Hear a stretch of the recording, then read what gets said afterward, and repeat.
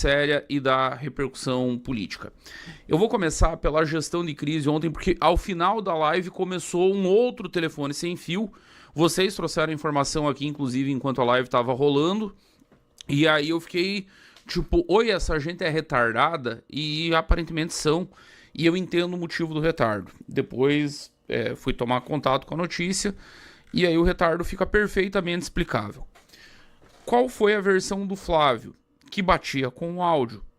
Eu estava captando dinheiro pro filme em homenagem ao meu pai. Eu conheci o Vorcaro no final de 2024 e fui pedir dinheiro pro filme em homenagem ao meu pai, uma relação privada, uma transação privada, não teve troca de favores, não era dinheiro público.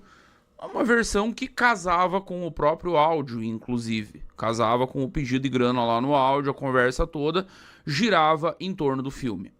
Eis que Mário Frias, Paulo Figueiredo e Eduardo Bolsonaro desmentem Flávio Bolsonaro e dizem que não tem dinheiro nenhum do Vorcaro no filme.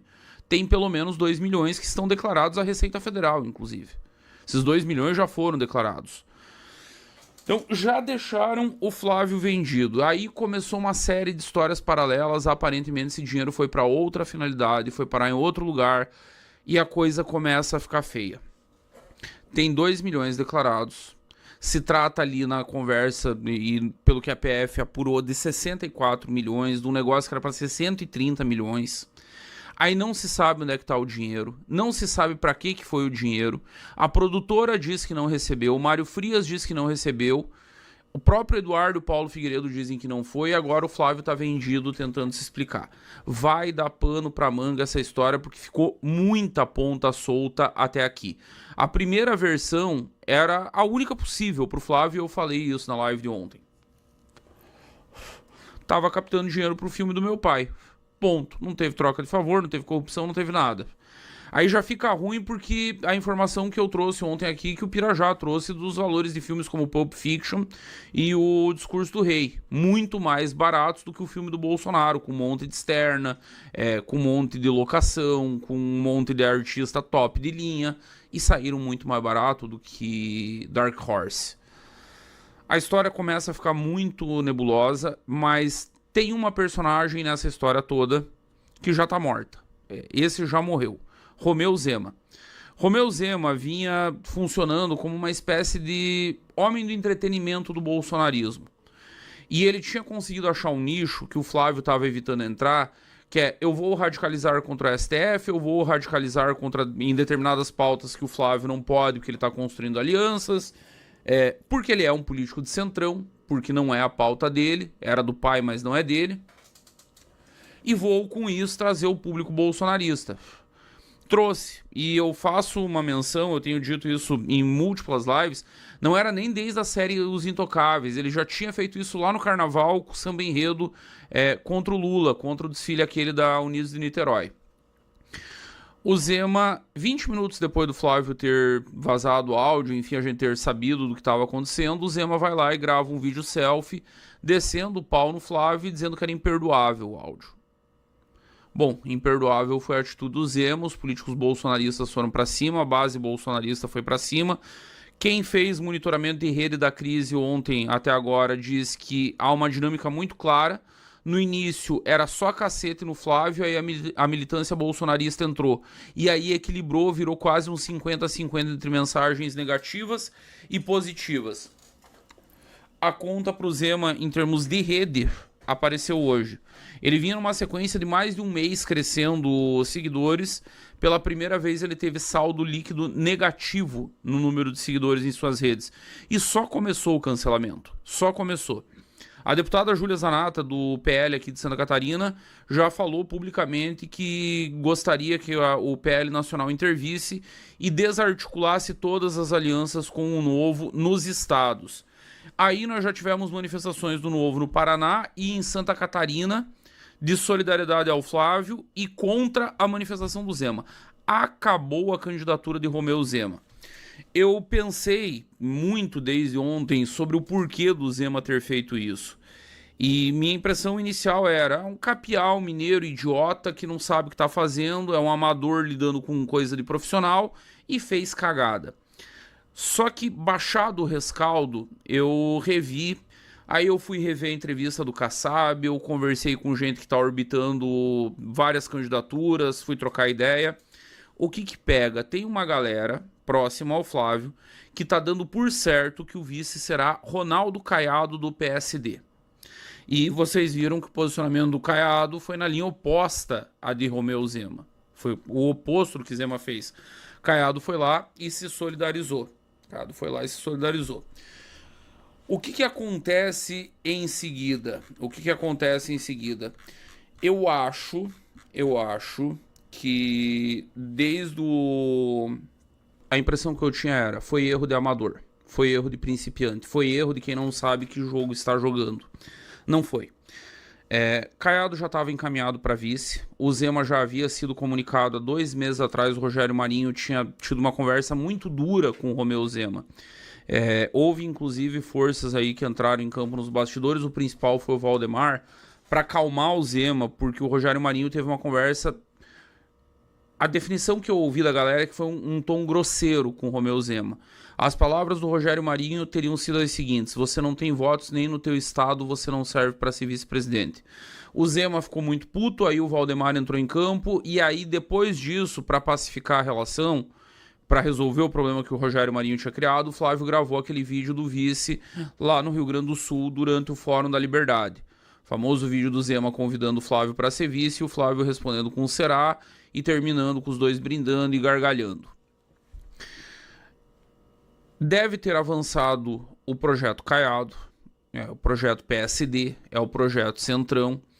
O Kassab está numa situação delicada porque o Tarcísio não vai fazer campanha sem Flávio Bolsonaro no palanque dele. O Kassab é o principal operador do Tarcísio, fica ruim pro Kassab ficar na contramão do Tarcísio. E aí, no meio disso tudo, o Zema se tocou, tipo, eu não vou ter a vice. O Flávio já tá armando um palanque em Minas muito forte em torno do Cleitinho, sem Romeu Zema, não tava sobrando nada pro Beta. O Beta achou uma saída honrosa. Ah, não, eu tô saindo não porque me negaram a vice, não porque eu sobrei no rolê, não porque ninguém quis ficar comigo essa noite. Não. Foi porque o Flávio veio o áudio, é imperdoável e eu não compactuo com corrupção. Tudo que o Zema conseguiu foi jogar fora todo o público que ele estava construindo nas redes dele. Essa função de menino animador de auditório bolsonarista foi pro espaço também. Situação muito, muito ruim a de Romeu Zema. Muito, muito ruim. É a principal vítima dessa história toda até agora. É o grande abatido. O Flávio tá machucado. Nós vamos saber a dimensão do machucado lá no dia 25, quando sai a pesquisa da Atlas. E depois disso, nós vamos ter que fazer uma avaliação de como é que segue o jogo. Vai perder 2 dígitos? Vai escorrer 10 pontos percentuais? Se for nessa dimensão, se for nessa ordem de grandeza, começa a ficar difícil até do Valdemar segurar. E depois tem que ver se acelera. Vai sangrar 4, 5 pontos, Lula vai abrir um pouquinho? Ok. Faz parte do jogo, pessoas se machucam. Se for só isso, depois dá para recuperar. E aí volta num negócio que eu falo desde sempre, que é a briga de anular rejeições. E aí vai depender de quem seja o candidato PT e como é que a eleição desenrola. Uma coisa é certa, se abriu a sucessão presidencial ontem, não porque o Flávio tenha sido abatido, é porque novas variáveis foram colocadas em campo. Eu falei aqui ontem várias vezes durante a live, quem prestou atenção percebeu. Não acabou, o Flávio não tá morto, o Flávio não tá fora. Calma. É preciso de tempo para avaliar a decantação desse cenário. As primeiras 24 horas já passaram, ainda com a ferida machucando, ainda sangrando, mas parece ter conseguido conter pelo menos internamente. O bolsonarismo segue alinhado, os militantes seguem defendendo, tem uma narrativa de defesa e a única vítima é o otário que achou que ia surfar, que ia ser o mais malandro que todo mundo, que tá pagando com cancelamento e vai pagar com o fim de sua candidatura, inclusive com o próprio partido, forçando ele a retirar isso o mais rápido possível para evitar uma escalada. A conferir as cenas dos próximos capítulos. Eu vou passar os superchats aqui enquanto eu continuo tentando fazer funcionar o meu chat ainda. Deixa eu ver. Primeiro foi do da DIT. Boa noite, Pisoto. Hoje conversando com meu velho, ele ainda acredita que o Flávio é inocente sobre o áudio. Difícil entender. Não, não é difícil da TID. Eu recebi um texto de um amigo meu muito inteligente, hoje eu não vou declinar o nome, até porque ele é, vamos dizer que é uma personalidade politicamente exposta. Menino. Só que é um menino que estuda muito. E ele fez um belíssimo texto de 5 páginas falando sobre a moral kantiana universalista que serve para momentos de paz e a moral da guerra. Alguém perguntava pro Patton se ele era um bom marido, se ele estava traindo a mulher, se ele tinha passado a mão na bunda de alguma soldado no meio da guerra. Ninguém queria saber. Ninguém queria saber se o Zhukov era gente boa, se o Zhukov tinha princípios cristãos. Qual era o objetivo? Derrotar os nazistas. Esse era o objetivo.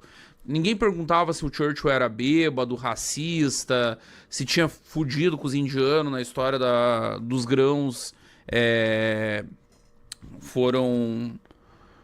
Ele pegou os grãos e mandou tudo pra Inglaterra, deixando os indianos morrendo de fome. Por quê? O importante era derrotar os nazistas. O Brasil vive uma guerra que não é uma guerra civil declarada, mas é uma guerra cultural que vem desde 2013, pelo menos, explícita nas ruas, que dividiu famílias, que impede que o almoço de família termine bem, que conflagrou o país inteiro. Na moral da guerra, todo mundo, o bolsonarista médio, há um problema em quem não é bolsonarista, que é achar que o bolsonarista médio é um imbecil. Ele é um idiota, ele não sabe o que faz. Não, ele não é. Ele sabe que o Flávio tem esquemas, ele sabe da história do Queiroz, ele sabe da rachadinha, ele sabe dos imóveis no Rio de Janeiro, ele sabe de tudo isso. Mas o que ele também sabe, e que aí o outro lado ignora? Ele sabe que José Serra, intelectual, tentou derrotar o Lula, não conseguiu. Geraldo Alckmin, gestor, tentou derrotar o Lula, não conseguiu. Aécio Neves, aristocrata mineiro, ungido no berço para ser presidente da República, tentou derrotar Lula e o PT e não conseguiu. Quem que conseguiu? Jair Messias Bolsonaro. São 2 vetores, um de gratidão, porque esse cara conseguiu por fim a era do PT, e o outro de pragmatismo. Ninguém conseguiu, esse cara conseguiu. Então eu vou com esse cara até a morte. Depois, quando a paz tiver sido reestabelecida, e ela o será em algum momento, a guerra não é um estado eterno como a paz não é um estado eterno, aí nós voltamos à moral convencional. Então, não é que teu pai é bobo, Dadit. Não é isso. Não é que teu pai é um idiota, não é que teu pai tá ignorando, não. Mal menor. Eu tô na guerra, o Flávio é meu general e eu escolhi acreditar nele, que se foda. Depois que nós tivéssemos livrado do PT, aí eu penso em cobrar ele pela atitude. Quando você entende isso, muitas outras coisas passam a ser mais fáceis na vida. O Igor pergunta se eu acho que o cenário pode ficar tão caótico que o Renan pode ir até pros debates. Não creio. Não acho que as emissoras vão bancar. Acho que quando chegar na Band, a Band vai querer convidar, e o que nós vamos ouvir das candidaturas do PL, se for o Flávio, é o Flávio, se houver substituição é quem substitua, e do próprio PT não queremos. A lei é clara. A lei foi feita por políticos para inviabilizar a entrada de novos entrantes na política. Eles acabaram com uma janela que sempre existiu, que era a janela de mudança partidária, de criação de partido. Quando se criava um novo partido, políticos podiam sair sem perder o mandato. Nós teríamos as candidaturas, por exemplo, de Amanda Vettorazzo e de Matheus Batista. Só para começo de conversa. Então, tudo foi desenhado por um sistema que já sabe que está podre e que está tentando se manter no poder a qualquer custo. Não vamos para os debates. Eu não me iludo. Fala, meus queridos, aqui quem fala é o Alan do canal Inevitável Cortes, e no meu segundo mês postando cortes aqui no YouTube de